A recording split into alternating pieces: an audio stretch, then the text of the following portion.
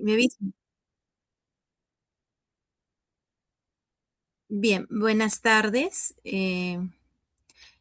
Bienvenidos al curso de Psicopatología 2. Somos el grupo número 7. Vamos a exponer acerca del análisis psicopatológico aplicado. Quien les habla es Ortiz Ormeño, Marjorie de Los Ángeles. También está conformado el grupo por Silva, Cuadros y Carreón. Siguiente, por favor, compañera.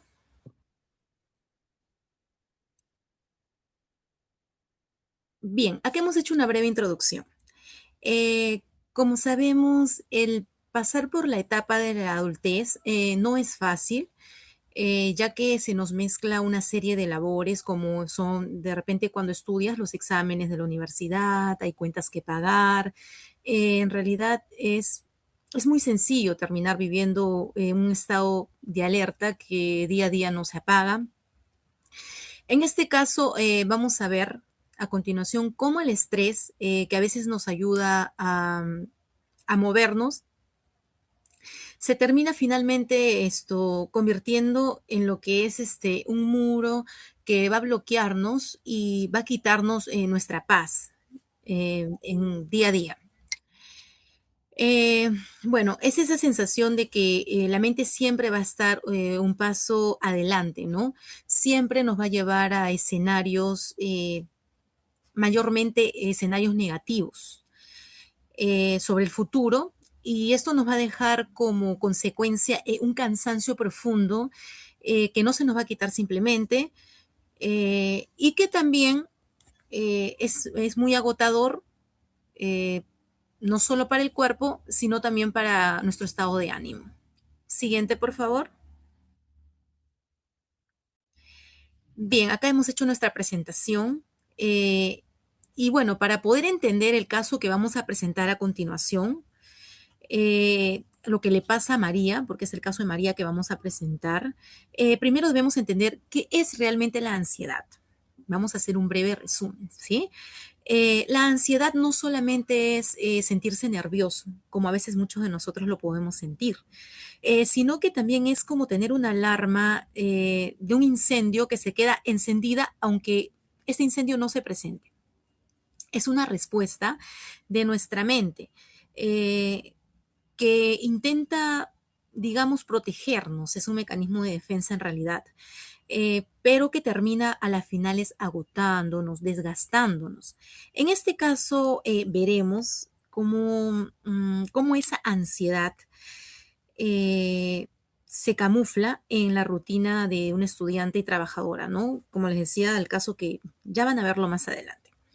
Vamos a analizar cómo el miedo al futuro, regresa porfa, compañerita. Vamos a ver cómo el miedo al futuro y la carga del presente, de ser ya una preocupación normal, como todos los experimentamos cotidianamente, ya se va a convertir en un síntoma no solo físico, sino también emocional. A través de María, vamos a entender que la ansiedad no es una elección, no necesariamente siempre es fácil de controlar, sino que es una señal de que el peso que está cargando ha superado ya con capacidad, nuestra capacidad de resistencia, digámoslo así. Siguiente, por favor. Bien, caso clínico de María. Como datos generales tenemos solamente el nombre, ¿no? Se llama María, tiene 19 años, estado civil es soltera. ¿Por qué acude ella a nosotros a consulta? Porque la paciente manifiesta tener una preocupación constante y difícil de controlar que persiste desde hace casi un año. No nos cuenta, ella nos comenta, pues en sesión, eh, que presenta un estado de nerviosismo continuo relacionado con su rendimiento académico. Principalmente eso es lo que le preocupa, y también la solvencia económica de su familia, ya que ella nos refiere sentirse un poco agobiada, agotada todo el tiempo. Presenta también serias dificultades para conciliar el sueño, está presentando mucho insomnio en estas últimas semanas y una incapacidad continua para relajarse. Incluso cuando ella está en reposo, en descanso, siente siente esta molestia, ¿no? No completa relajarse por completo, no llega a eso.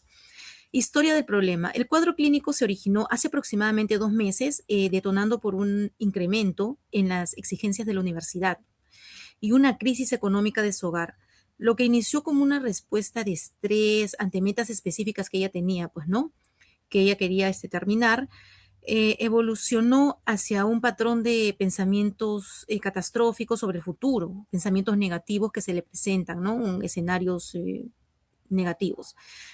A lo largo de este año, su capacidad para gestionar el estrés la ha visto desbordada, transformando su preocupación ya no en un síntoma crónico, ¿no? Que está afectando no solamente su salud, esto ya es preocupante porque incluso su estado emocional ha decaído bastante, producto de este estrés y ansiedad que ella está presentando. Contexto familiar y social. Los síntomas que hemos podido observar como profesionales es que en el ámbito familiar María actúa como un pilar de apoyo. En realidad es el principal pilar de su hogar, ¿no? Entonces, ocultando su malestar para no preocupar a su madre, ella calla todo esto. Socialmente se ha aislado de sus amigos para evitar el sentimiento de culpa que ella tiene por no estar siendo productiva, entre comillas, porque ella lo siente así, pero no necesariamente es así. Simplemente por esta ansiedad que ella está presentando, ella siente que no está produciendo como debe. Durante la interacción se le ha observado signos claros de tensión muscular.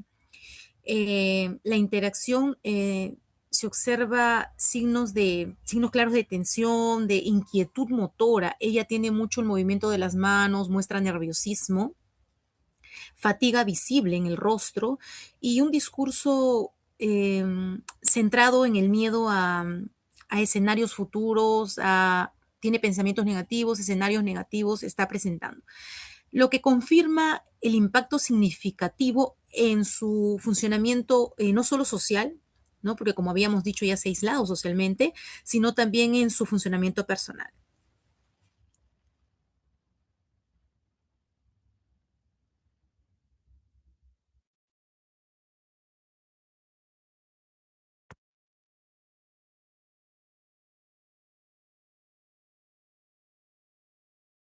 Prende tu micro, porfa, Sujei. En el análisis psicopatológico, la identificación de trastorno se dan con las características según el DSM-5, el diagnóstico de trastorno de la ansiedad generalizada.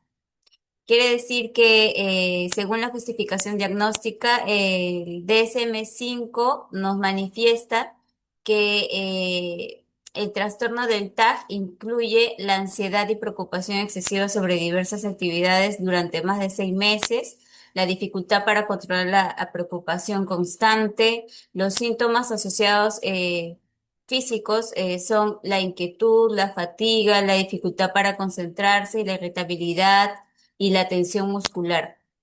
En cuanto al malestar, es clínicamente significativo y afecta su funcionamiento laboral y social debido al estrés. En cuanto al diagnóstico, en cuanto a los diagnósticos diferenciales, según el DSM-5, el trastorno de pánico son ataques de pánicos inesperados y recurrentes, en la cual se da mucho la sudoración, las palpitaciones y la disociación, ¿no? Asimismo, trastorno de ansiedad social es el miedo a interactuar de manera social y el miedo a hablar en público o a presentarse en público, como en conferencias, ¿no? En cuanto a las fobias específicas, son los miedos persistentes e intensos en determinados o para determinados objetos y situaciones particulares, como el miedo a las alturas, ¿no? Al estar encerrado en un ambiente, al estar en un ambiente muy cerrado. Y en cuanto a la agorafobia, este es el miedo o ansiedad de estar en espacios o demasiado cerrados o demasiado abierto en público.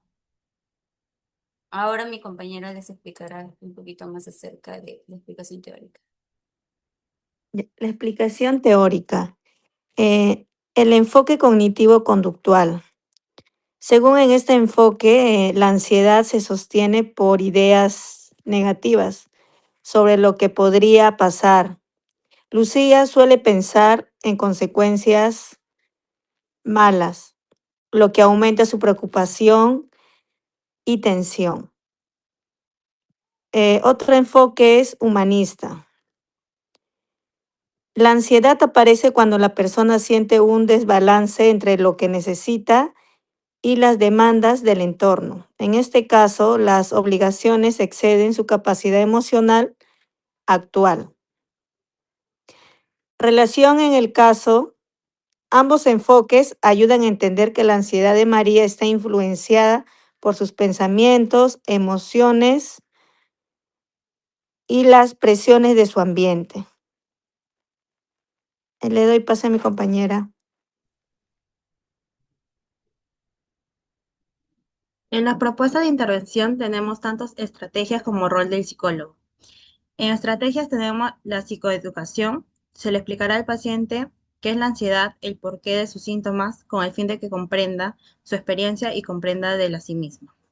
En reestructuración cognitiva tenemos identificar y cuestionar pensamientos negativos automáticos como todo saldrá mal o voy a fallar en algo, para reemplazarlos esos pensamientos a unos más realistas.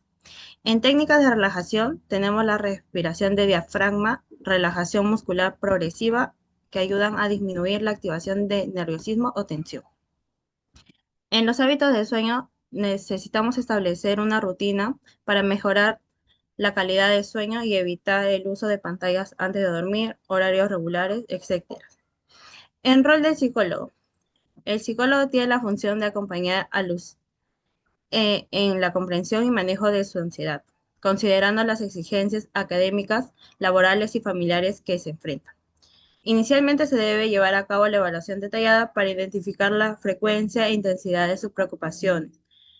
Durante el proceso terapéutico, el psicólogo actúa como orientador, así enseñándole a afrontar la ansiedad con herramientas como técnicas y estrategias.